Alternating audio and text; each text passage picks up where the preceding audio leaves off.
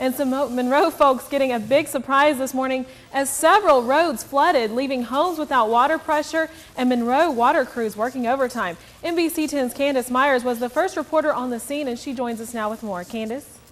Corey, what a sight today around Forsyth Park as a broken water line gushed gallons of water into the streets, yards, and parking lots, and they threatened to damage more Monroe property. A 16-inch water line bursts around 11 Saturday on the corner of Park Avenue and 10th Street by Forsyth Park. The water causing the streets to be impassable and for people to stare. It was very exciting, to say the least. It was kind of cool. And fun for nearby pets. Somebody's at least taking advantage of the situation. But for people who live on Park Avenue, the flooding was not quite so thrilling.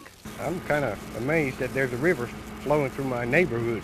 Making problems inside his home. The water pressure's down. And creating a potentially dangerous situation with the nearby power lines leaning with the water pressure. Some of the potholes are starting to form, along with the power lines that have a potential of falling.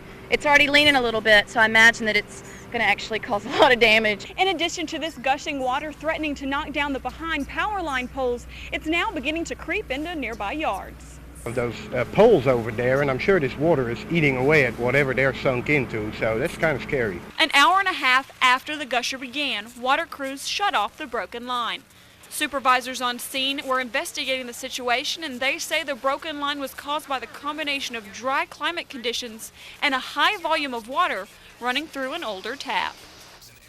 Monroe water crews say this is the fourth broken water line to be tackled this weekend, with the dry climate conditions continuing to bust the lines. Candace Myers, NBC 10 News.